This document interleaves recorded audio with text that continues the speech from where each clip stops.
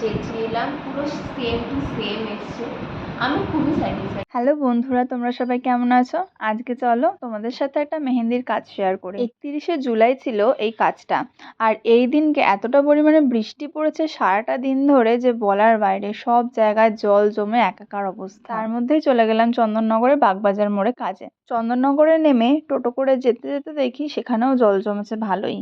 এই যে তোমরা সবাই চেনো বাগবাজারের কালী মন্দির, যেখানে আমার লোকেশন ছিল। সেখানে পৌঁছে স্বস্তিকা অর্থাৎ আমার ক্লায়েন্টকে ফোন করি এবং সে আমাকে নিতে চলে আসে। স্বস্তিকার সাথে যখন আমার কথা হয়েছিল তখনই সে আমাকে দুটো কাজ রেকমেন্ড করেছিল এবং বলেছিল ওই রকম টাইপের করে দিতে। তোমাদের সাথে রেকমেন্ড ফটোগুলো শেয়ার করলাম। ফ্রন্ট সাইডের ডিজাইনটা এরকম করেছিলাম। তোমরা যারা চাইছো রেকমেন্ড ফটো সাজেস্ট করবে তাদের উদ্দেশ্যে একটা কথা বলি, তোমরা যদি ভেবে থাকো যে যেরকম ফটো আছে সেম টু সেম হাতে হয়ে যাবে, সেটা কখনোই সম্ভব নয়। কারণ দুটো আর্টিস্টের কাজ কোনোদিনও এক হতে পারে না। ফ্রন্ট সাইডটা কমপ্লিট করার পর কাকিমার হাতে চা খেয়ে তারপরে ব্যাক সাইডটা কমপ্লিট করেছিলাম। এবার চলো ক্লায়েন্টের রিভিউ নেওয়ার পালা।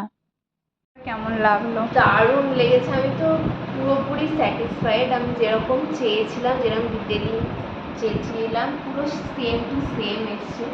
আমি খুবই স্যাটিসফাইড। মানে এর পরের বারে কোনো অকেশন থাকলে আমি তোমাকেই বুক করবো, এটা আমি বলতে পারি। Thank you so much.